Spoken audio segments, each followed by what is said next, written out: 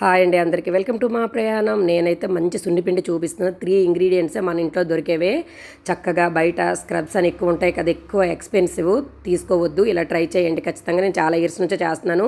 Cup పెసలు 2 spoons, ఈ స్పూన్తో బియ్యము 1 స్పూను, శనగపప్పు 1కి 4 సార్లు మంచిగా వాష్ చేసి నీరెండ్లో చక్కగా ఎండబెట్టుకోండి. పెద్ద ఎండ అవసరం లేదు. ఇదైతే నేను చాలా ఇయర్స్ నుంచి యూస్ చేస్తాను. తక్కువే చేసుకోండి. ఎక్కువ స్టోర్ చేయడం అంత మంచిది కాదు. మన చేతిలో పనే కదా.